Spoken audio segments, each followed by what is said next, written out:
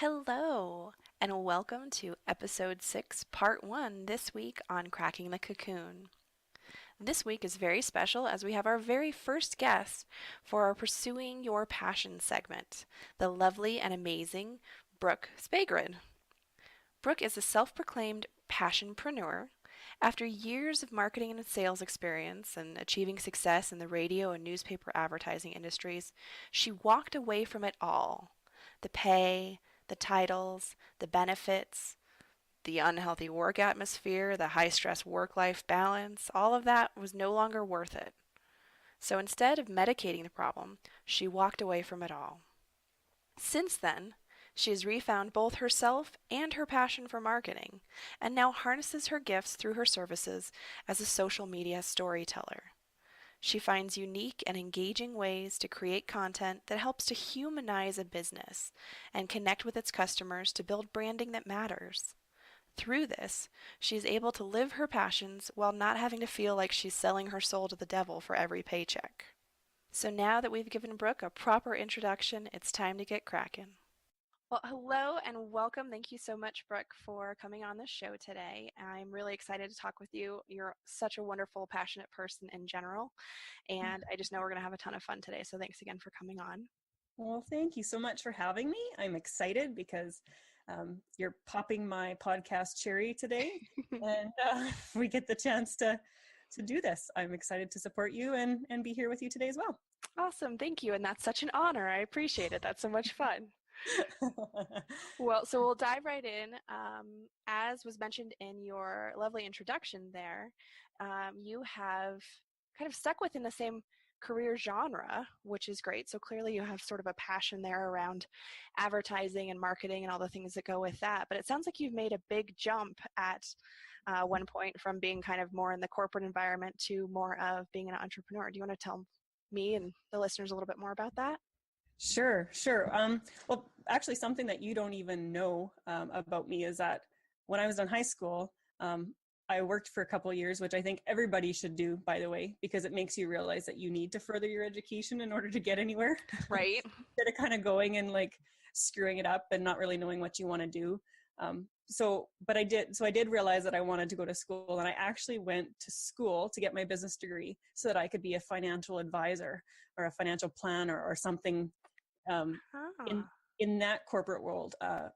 I'd always visualized myself wearing suits and being like, like a power leader with, the corner desk and the windows and like right. all the other stuff. So like all through university, while everybody else is, partying and whatever, I'm like, that's cool. I just bought myself a new blazer, or like I'm busy working and like, yeah, that's the way I've always sort of visualized myself. And then the last few months of my very last semester of university, my dad suddenly passed away. So then that threw like just a huge sort of life wrench into just everything, right? Like, Yeah. the slogan I think I put on my Facebook page after that was something about I stopped planning my life when life stopped going according to plan. Very apt. Yeah. So then I finished university. I don't know how, but I did. You just buckle down and do it. And then I moved back home for a bit because I wasn't really sure what I wanted to do. And even though I went to school for, to be an accountant or a financial advisor and was actually offered a job, basically what I wanted. Yeah. At that point, I was just like, you know what? I can't picture myself sitting in a cubicle. Because when you go through to become an accountant, it's like school all over again, plus working full time. And I was just like, I can't do that right now. Yeah. So I just went home and got like a regular old job in an office that paid the bills and kind of did that. And then long story short, then I ended up getting a job at a law firm and learning a little bit more about that sort of thing. And the timing of that was good because I ended up buying a house with my, I call him my husband, but we're like 13 years happily unmarried. Very nice. Yeah. So I learned a lot about like legal stuff and all that other stuff with that. But then I came to a tipping point in that position too, that, I worked in law, marital law, like family law. So, we kept people away from their kids, and Okay. did some really like heavy emotionally draining stuff. Yeah. And one day in my car, I just made the decision. I'm like, I just can't do this anymore. And was stressed to the max in that position. So then a job opened up at the local radio station, and I was like, for an advertising consultant for their online division, I was like, this is cool. I could do this. Yeah. So I got that job, and that actually was the first step towards my advertising and marketing career that I didn't know I wanted, and I didn't know that I'd like be successful with, which is kind of funny because that's just the way life works. It really is. And that's, oh my gosh, it's such a perfect story and such a perfect example of the whole thing of, it's a positive example Yeah, of the whole life is what happens when you're busy making plans, right? That you did the thing that made the most sense at the time, you did the thing that made the most sense at the time, and it took you in vastly different directions. And if you tried too hard to hold on to that initial vision or that initial plan that you had, you would have missed out on what you're doing now. exactly. And I honestly, like, not that there's anything wrong with being an accountant or whatever, like I'm sure I could have figured out a way to have a little bit more freedom in my lifestyle and still be in Right. that sort of career. But yeah, my just the creativity of my own personality and everything. I don't know how creative you can get with numbers. Like everything's pretty black and white. I'm pretty sure it's usually frowned upon for accountants to get creative with the numbers. Right? Yeah. It just depends unless it benefits you or not, I guess. Um, Right.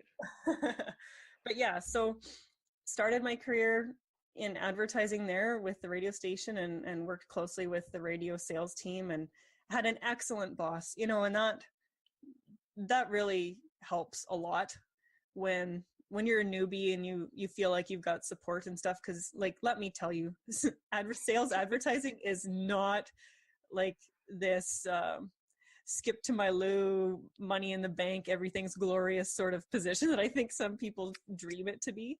I can only imagine. It's hard hearing no, sometimes multiple times a day, or you work really hard. They give you budgets, right? They want you to, the whole point of that is that you sell advertising, so they want you to hit these certain goals or budgets. Right. And so you get going and you're doing really well, and then all of a sudden, like, you lose like your top couple clients for some god knows reason. Like, everybody has their own story, and business is slow or whatever, and it's hard not to take it personally. So it was very much like, well, let's just say that maybe prepared me for the entrepreneurial journey of the ups and downs of the stuff that we deal with now as a solopreneur. Absolutely. I could certainly see that. And you make a good point there about anything in sales. I mean, I know that you and I are both big fans of relationship marketing, as they call it, where you build that relationship with your potential client as though they're a friend of a certain sort. They're, above just an acquaintance that you meet on the street. Yeah. And so the level of yourself that you give to that business relationship, ultimately as it is, it's still hard because there's a level of personality there, a level of personal relationship that, yeah, if you lose that client, even though it's, through no fault of your own, oftentimes, like you said, business is slow for them or they're changing markets or whatever else, it's still hard to not take it personally because there's so much personal in what we do. Yeah. Yeah. And I mean, you did build relationships with them. And so even though they weren't saying no to you, it was still hard not to take it personally, right? Because Absolutely. that's just the way I sometimes end up taking things. I try not to take them personally, but it's really hard sometimes not to. So I actually won some sales awards and hit some company high targets while I was in that position, and really enjoyed what I was doing. And then I'm not sure if I thought or felt like maybe there was no way to advance, so to speak, because I think there probably was, but I think at that time you always feel like maybe there was, maybe there wasn't. I'm not really sure. But then life has a way of throwing new things at you, and then when Braden and I realized that we were pregnant, well, then that kind of, after we had Bryn, then I was at home on maternity leave, because up here in Canada we get a full year Nice. of maternity leave plus parental leave or whatever. However it combines together, it's like almost exactly a year or something at home. So I did that. I became a mom, which totally changes the way you view the world and life and everything else. And I would have very well been happy to go back to the job that I loved. But then out of the blue, I was sort of, what's it called when somebody comes along and steals you? I don't Poached. poached. Yeah, there we go. So I was somewhat poached because I did create a name for myself in the city that I'm currently residing in. So yeah, they contacted me, and through talking with them, I thought I kind of hit the jackpot, because then I was offered way more money, 4 days a week instead of 5, and all that stuff. So here I thought, oh, cool. I'm going to make more money, and I'm going to have a better like work-life balance, because now I've got this little one that I need to take care of, and all that other stuff. So then I started my journey in newsprint advertising as a sales manager for a local newspaper. And it does. It sounds like every new mom's dream of, less time out of the house and more money to take care of my kid and give them everything that I would want them to have. So yeah. Yeah, well, I knew like the the thought of being a stay-at-home is all glorious. A stay-at-home mom, sorry, is like all glorious and stuff to some people. And at some points I figured like, oh, I really want to do that. I want to stay at home and you know mold this little person into a good human being and whatever else. But I also quickly realized that my personality doesn't allow me to do that. Like I want too much to be, I don't know, creating and leading and just like doing kind of my own thing, that I couldn't see myself putting all of that on the back burner for too long. So yeah, the whole idea of going back to work and maybe having that, work 4 days, have 3 days off thing sounded pretty glorious at the time. Absolutely. Well, and you make a really good point there as well, that being a stay-at-home mom is an amazing thing. There are some people who, my gosh, it's clearly their calling in life and they're amazing at it. Yeah. And for other people, it's just not the best fit. And there's no fault in that. And there's no issue in that. Really, it would have been a disservice to both you and your lovely daughter for you to try and hold in all of those things that you want to go out and create and lead and do and everything else, just to try and sit still. I can just imagine you like sitting there vibrating and trying to focus. So yeah. Yeah, I'm a little bit of a busybody. My brain doesn't stop. I think we would have survived. I could have been a stay-at-home mom, but yeah, I'm not like the I'm not like the Pinteresty mom, let's sit down and do crafts and all that kind of stuff sort of mom. I'm like the let's hop in the car and go explore kind of mom, or let's Nice. I don't know, yeah, so I think I could have done it, and I probably would have been good at it as well. But I also feel, in my perspective, that it doesn't hurt for a child to see their parents be successful and do what they love too, so that she'll grow up and hopefully she'll look back and say, my mom created this business while she was raising me, or I don't know, something like that. Hopefully she'll look back on it as a positive thing and not like, my mom dropped me off at daycare and went and worked and did whatever the heck she wanted to do all day long. Absolutely. Well, and knowing you as I do, I can only imagine that she will, because you're a great mom. But it's the ultimate parenting advice, right, though, is to live your life in the way that you can be a good example to your children. You want her to be able to grow up and feel like she can do anything. And so you have to, even on the hard days, give yourself the room to believe that you can do anything too, right? Yeah. Well, basically, like you said before, it comes down, there's no wrong answer, whether you stay at home or whether you go to work. There's no right answer either, because there's always going to be that mental struggle of what if, or should I, or whatever. And I just said should, and I know one of your things is always like, stop shoulding on yourself. But you used it perfectly there, because that's an opportunity to throw some guilt on yourself. Right. Now I can't quite remember where I was going with this, but there's always that struggle, and no matter what decision you make. But at the end of the day, if you're sitting at home and you're miserable because you feel like you've made the wrong decision, or you're just not happy or whatever, then nobody benefits, because then you're maybe lashing out on the kid that you've chose to stay at home and raise and create this utopian world for, or else you're at work and you're not putting all your effort into it, or you're miserable there. And and struggling at work and then coming home and dumping that all on your family anyways. So, Absolutely. right. So that's why I say there's no right or wrong answer. You just got to figure out which one you think is maybe going to work best at that time with the information you have to make a decision. And you don't really know until you move in that direction, right? So, Of course. Well, and what's the old adage? When mom's happy, everybody's happy, right? yeah. For the most part, I think that kind of works, but I don't know. When dad's not happy, the whole air in the house changes too. Yeah. So, It's a so lot of fun trying to get people on. I mean, it's just me and my husband and our cat, and it's a lot of trouble sometimes getting each of us to be in a happy place at the same time. So I can only, yes, you have a kid and a child, so yeah, and a cat. yep. Yeah, so yeah, sometimes it feels like the stars have to be aligned in a specific way for everybody to be happy and stuff. But for the most part, I actually don't regret any of the decisions I made, because everything that I did took me, even though it took me almost to a breaking point, every decision I made, I can't remember where I've heard it before, or if this is just me and my infinite wisdom or whatever, but like you almost have to get to the breaking point to literally break it all down and rebuild in order to sometimes move forward. Um, just recently, or not that long ago, one of my friends just told me like her husband lost her job, kind of like lost his job out of the blue. And so I remember, they were stressed out and whatever, because it's like, we don't know what we're going to do and blah, blah, blah.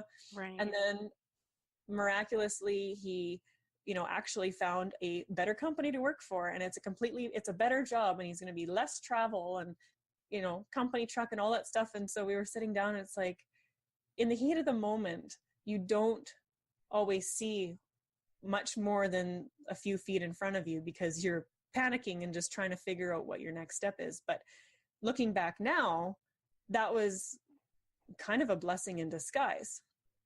So him getting out of Yeah. that old job and moving into the new one, because he actually wasn't happy in his old one either.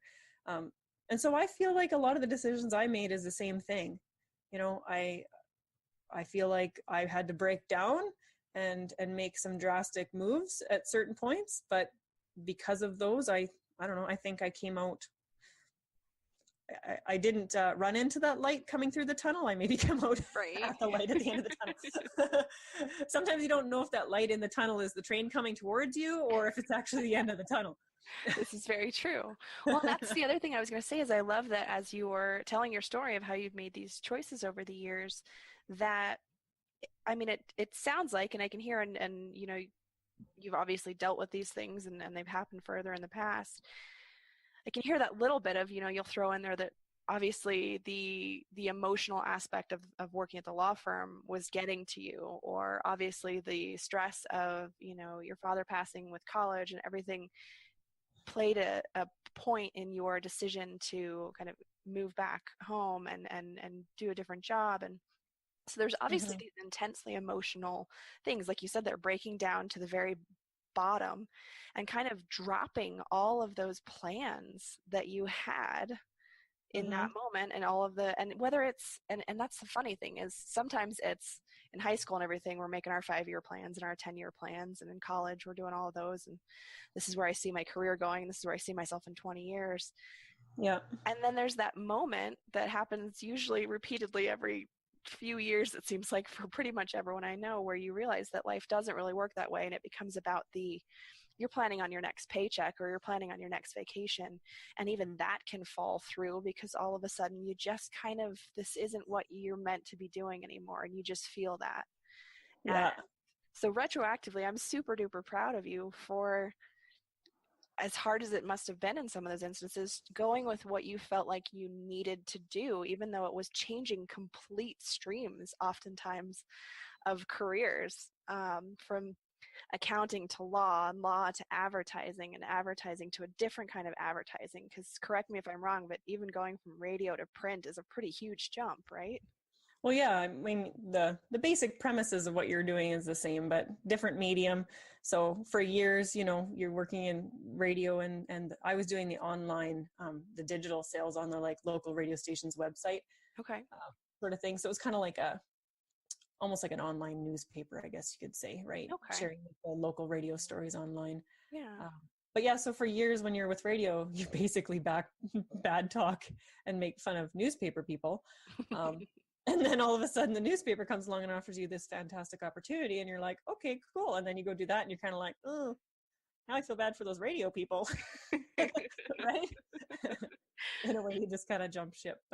Yeah. Um, but yeah, you know, I hear it lots. I've spent so much time in the last, oh, I don't know, probably a good 5 years for sure, doing a lot of mindset stuff and listening to podcasts and reading and just all this other stuff, and really opened my eyes to a whole new world. But looking back, sometimes the universe has to make some pretty big moves to have you, I guess, reset or make note of or pay attention to where I guess the direction you should be going instead of the one that you get all caught up in. Right. And so maybe that's what was happening. Maybe it was all that woo-woo serendipitous stuff that was sort of happening and leading me in those directions. But um, I don't know, I've heard before too, like you're supposed to just sit back and let it go and just, you know, let the universe do whatever it's going to do, Right. which is so hard because I am such a type A personality. Like, hello, I wanted to be an accountant, right? Because numbers are something you can control, and I'm such a list checker. You Yeah. know, I have everything pre-planned in my head, 6 different ways with backup plans all the time. That's just how my brain works. And then, you know, then the universe kind of kicks you in the butt every once in a while and says, listen, you don't need to plan everything. Yep.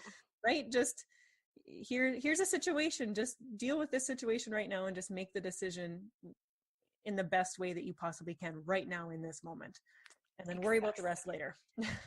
Well, and it's so funny you say that because you're right. I've been so frustrated in the past too by it's very common in manifestation and even in a lot of the mindfulness stuff that touches in that direction to, yeah, so you decide on it, you visualize it, and then you let it go and you act like it already happened while not thinking about it. And it's just like, I'm not capable of doing that. Like, Yeah. you know, Yeah. I have Sometimes, a history of anxiety. I have a tendency to hyper focus, and if I can hyper focus on something positive, fantastic. But now I'm not supposed to do that either. Like, uh-oh. I know. And in a way, I feel like that saying of, you know, think about it so hard and visualize it and put it out to the universe and pretend like it's already happened is kind of like a double-edged sword.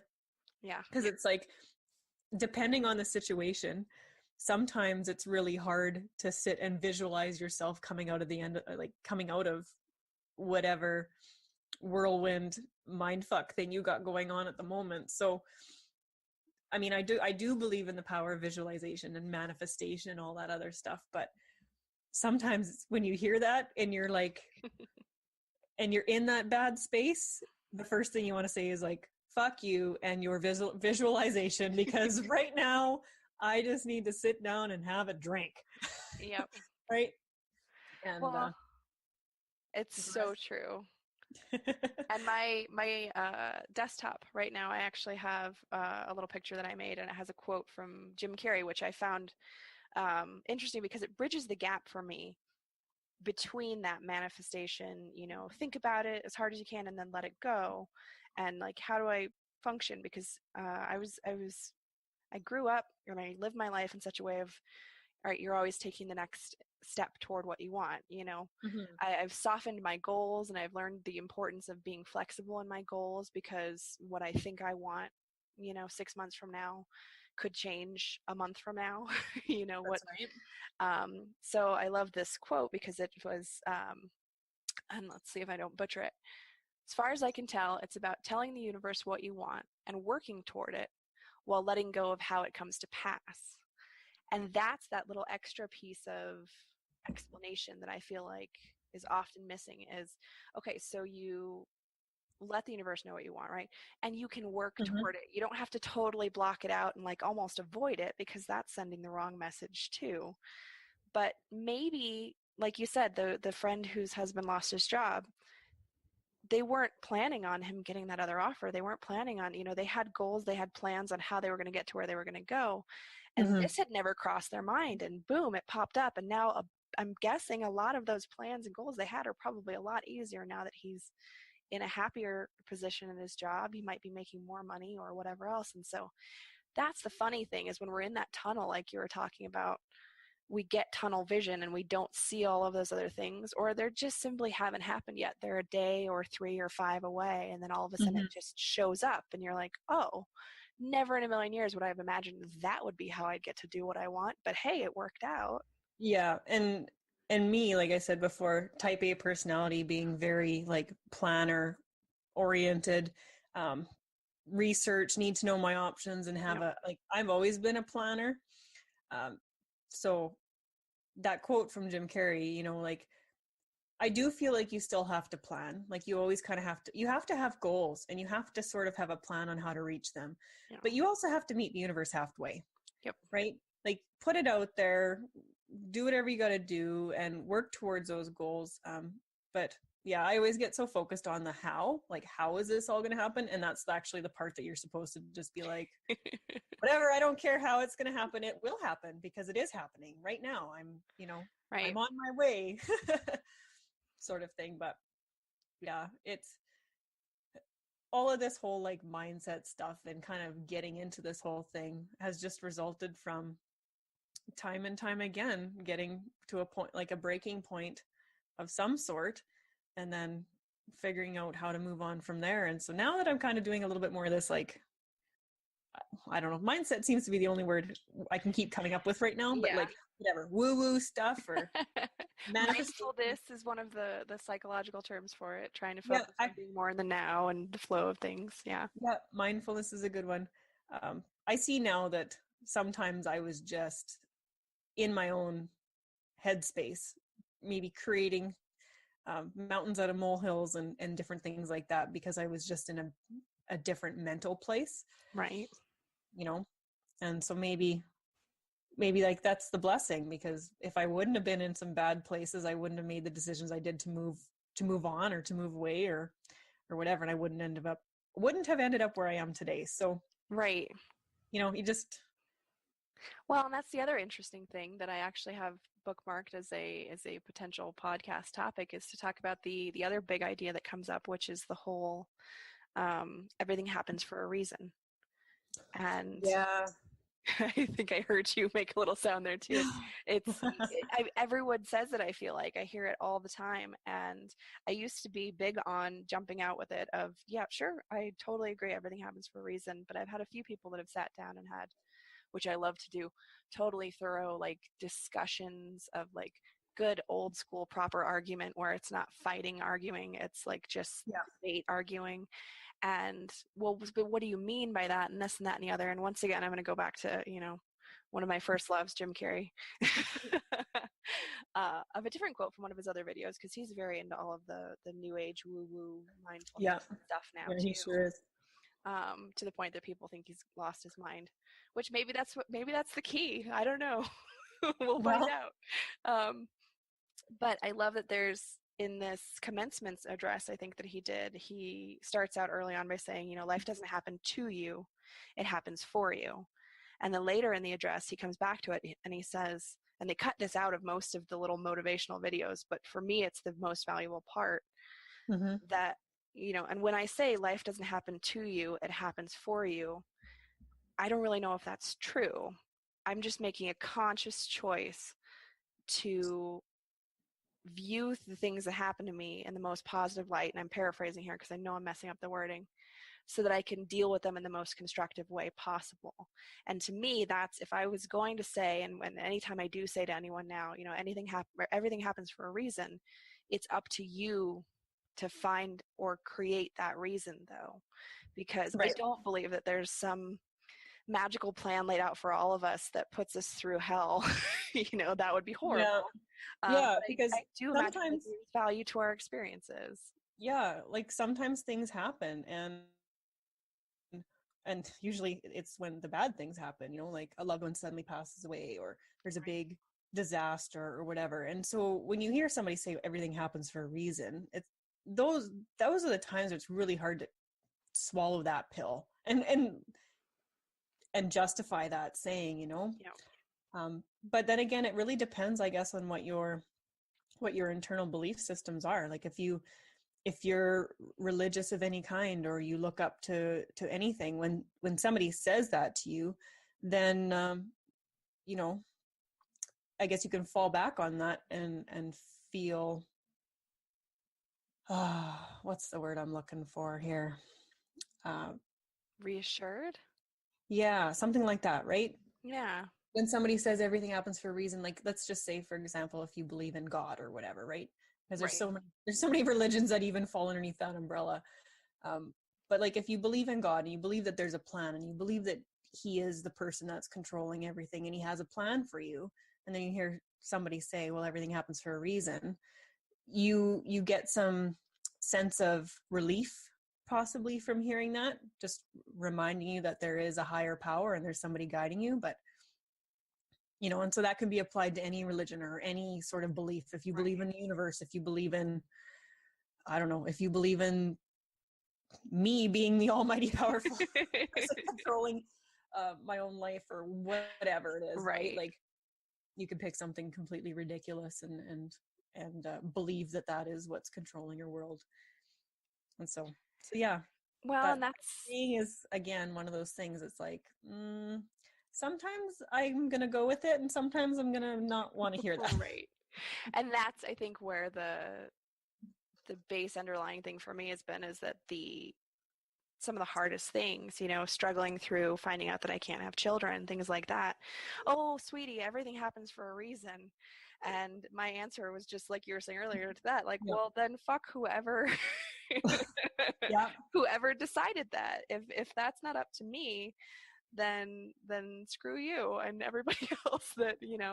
And that was a Hmm. dark time for me, and that was one of the more religious periods of my life too, where it I was just feel like trying that to saying, understand the plan. And but that's very much there of that's the hardest part, is it's reassuring if you can step back and accept that it happened for a reason and you just maybe don't know what that reason is yet.